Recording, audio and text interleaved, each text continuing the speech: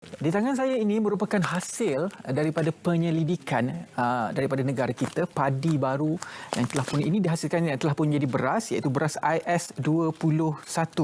Jadi ia adalah antara kerjasama Kementerian Sains, Teknologi dan Inovasi di bawah Agensi Nuklear Malaysia. Jadi untuk bercakap mengenai padi IS21 ini, saya sangat berbesar hati bersama dengan Timbalan Ketua Pengarah Penyelidikan dan juga Pembangunan Teknologi Agensi Nuklear Malaysia yang berusaha Dr. Abdul Rahim bin Harun, iaitu Timbalan Ketua Pengarah Penyelidikan dan Pembangunan Teknologi Agensi Nuklear Malaysia. Assalamualaikum, Doktor. Waalaikumsalam. Jadi mungkin Doktor boleh ceritakan apakah peranan Agensi Nuklear Malaysia dalam penghasilan padi IS21 ini merupakan teknologi padi yang baru di Malaysia.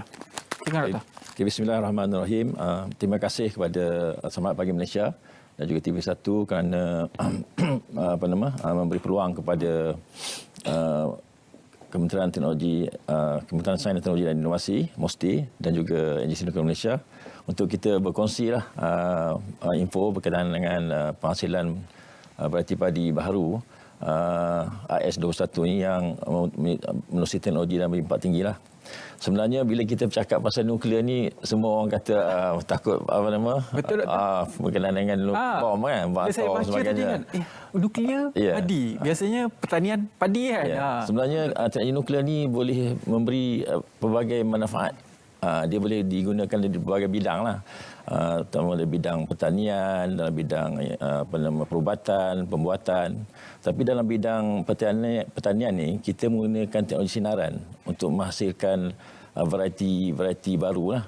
Kita akan dedahkan padi ni kepada sinaran, dan sinaran tu akan mengubah genom ataupun kita panggil genetik lah, ataupun DNA dalam tumbuhan tu akan menghasilkan sifat-sifat baru kepada tanaman tersebut. Dan teknologi ini kita panggil kaedah mutasi aruhan. Jadi kita menggunakan sinaran gamma, kita dedahkan varieti ini kepada sinaran. Jadi dia akan berlaku perubahan genetik. Dan dari situ dia akan menghasilkan varieti baru mengikut apa yang kita nak.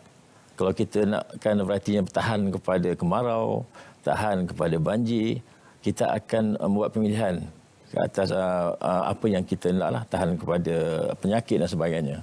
Tapi untuk IS21 ni, kita memang kajian untuk tahan kepada kemarau lah, tahan kepada keadaan cuaca yang tidak menentu, seperti banjir, keadaan kekurangan air. Jadi kita telah hasilkan varieti ini yang boleh beradaptasi kepada keadaan yang agak stres lah, seperti keadaan kering.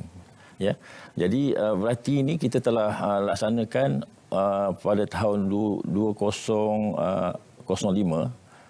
dengan kerjasama dengan pihak MARDI, UPM, UKM. Jadi dan kita juga mendapat dana daripada MOSTI lah, untuk menghasilkan varieti ini.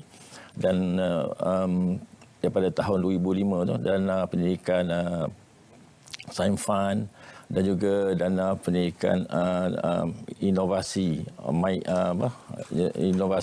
sebanyak 300,000, dan juga kita dapat dana pendidikan daripada Sains Fund sebanyak hampir 300,000. Daripada situ kita bangunkan varieti ini yang boleh bertahan kepada keadaan cuaca yang baik dan juga keadaan cuaca yang tidak menentu, dan boleh menghasilkan hasil yang tinggilah untuk manfaat petani. Itu di antara manfaat teknologi nuklear ni dalam bidang dalam bidang pertanian untuk menghasilkan varieti baru. Maksudnya benih tersebut didedahkan kepada cahaya gamma tadi. Ya, dia didedahkan kepada cahaya sinaran gamma. Sinaran gamma. Dalam dos kurang 300 degree. Dia ada dia punya dos dia lah, ada unit dos dia. Jadi bila kita dedahkan kepada sinaran tadi, dia akan mengubah struktur genetik dalam tanaman tersebut. Jadi selain daripada kelebihan-kelebihan yang doktor sebutkan sebentar tadi, tahan kepada cuaca yang ekstrim, panas, banjir dan sebagainya, dari segi padi dan juga berasnya, apakah wow faktornya yang boleh yang menjadi keutamaan dalam penghasilan padi IS21 ini? Okey, di antara wow factor variety ini, yang pertama dia tahan kepada kemarau tadi, tahan kepada keadaan kering, kekurangan air. Kalau kita mungkin dalam musim panas rasanya air kurang kan, dia boleh bertahan lagi, dia boleh menghasilkan hasil dia boleh performance dia boleh memberi hasil yang agak stable stable. Kemudian satu lagi dia tahan kepada penyakit, terutama penyakit karah lah. Karah ni dia antara penyakit utama padi lah, dan kemudian penyakit layu bakteria. Toleran kepada penyakit layu bakteria. Walaupun dia penyakit ini bila dijangkiti oleh penyakit padi ni, penyakit dia akan merosakkan padi dan mengurangkan hasil padi lah. Tapi dengan keadaan padi yang tahan kepada penyakit ini, dia akan mengurangkan kerosakan dan maintain punya hasil, dan petani akan dapat hasil yang lebih baik lah. Kemudian satu lagi, dia ni respon kepada baja. Kalau padi biasanya bila kita bagi baja yang banyak, dia akan membazir kan. Tapi padi ni respon kepada baja, dan kita tak perlu bagi baja yang banyak. Kita bagi baja dalam kajian kita menggunakan radioisotop M15, dia baja yang optimum yang kita boleh bagi, yang boleh menghasilkan sama dengan baja yang dicadangkan oleh Jawatan Pertanian, 80 kg per hektar. Maknanya dia kurang 50%. Apa yang dicadangkan oleh Jawatan Pertanian adalah 150 kg per hektar untuk urea. Tapi padi ini kita boleh gunakan baja 80 kg per hektar saja. Jadi dia mengurangkan kos untuk penggunaan baja. Dan juga kita kurangkan penggunaan racun perosak sebab dia tahan kepada penyakit tadi. Satu lagi, dia boleh ditanam di pelbagai jenis tanah. Kalau di Sekinchan kita tanam di kawasan yang tanah gambut dan juga kawasan tanah liat. Tadi performance padi ini dari segi hasil dia sama pelbagai jenis tanah. Itu di antara dia punya wow factor dia lah. Kemudian satu lagi, dia padi ini dia boleh boleh memberikan hasil yang agak tinggi, ya, sehingga 9 tan per hektar. Itu di antara dia wow factor padi ini. Berbanding dengan yang sebelum ini? Sebelum ini padi yang kita gunakan adalah MR219. Padi ini dari segi ketahanan penyakit dia kurang banding dengan IS21 ni. Dan juga dari segi adaptability dia kepada keadaan cuaca agak kurang berbanding dengan padi ini, dan juga respon kepada baja tu. Padi ini lebih respon kepada baja. Kalau kita bagi baja yang banyak, dia akan jadi mabuk daun.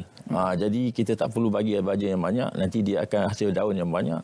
Kita nak biji yang banyak ataupun grain yang banyak berbanding dengan daun kan. Jadi kita kurangkan baja, dia lebih mengurangkan kos lah berbanding dengan padi yang lain. Pak Edah, untuk keluarga Malaysia dari segi pelaksanaan di peringkat petani, bagaimana petani boleh mengambil benih ini dan juga diaplikasikan di tanah masing-masing, bagaimana? Okey, padi ini kita telah komersialkan dengan satu syarikat lah, HMN Sdn Bhd. Dan padi ini dikeluarkan oleh syarikat ini, dan syarikat ini mempunyai kota daripada MAFI untuk mengeluarkan padi ini disebarkan kepada petani lah. Jadi petani boleh, dan kita pun telah mendapat pengesahan daripada Jawatan Kuasa Teknikal Kementerian Pertanian, dan boleh digunakan secara sah lah di Malaysia ni. Jadi petani boleh mendapatkan padi ini daripada syarikat yang berlesen lah, dengan dalam sistem subsidi kerajaan ni, dengan harga subsidi kerajaan lah. Biasanya harga padi ini lebih kurang RM35 lah untuk 20 kg harga subsidi. Jadi boleh didapat di rangkaian seperti PPK ya, PPK yang berlesen lah, yang boleh menawarkan harga yang subsidi. Jadi petani boleh guna padi itu dan tanam dan performance dia daripada kita punya report laporan daripada petani, padi ini boleh menghasilkan boleh mengeluarkan hasil sehingga 9 tan per hektar. Ada yang dapat 10 tan per hektar. Dan di kawasan-kawasan yang agak tidak subur, dia boleh sampai ke 6-7 tan per hektar. Bergantung pada keadaan satu musim. Satu musim. 10 tan. Banyak. Jadi kalau 10 tan dia boleh dapat lebih kurang, kalau harga 1 tan tu termasuk subsidi, lebih kurang 1,300. Dia boleh dapat 13,000 lah satu musim. Jadi dia meningkatkan hasil berbanding dengan sebelum ni. Bila kita dapat laporan daripada petani di Rompin, sebelum menggunakan padi ini dia mendapat 2 atau 3 tan per hektar. Tapi bila menggunakan padi AS21 di Rompin, AIDA Rompin, padi meningkat sampai 6 tan per hektar. Bergantung pada keadaan. Kalau di Sekinchan, padi itu lebih sebab tanah dia lebih subur, dia akan boleh sampai ke 11 tan per hektar. Terbuktilah ia berkesan untuk dari segi volume, dari segi penghasilan padi itu sendiri. Jadi apakah pengiktirafan yang pernah diraih daripada penghasilan IS21 ini?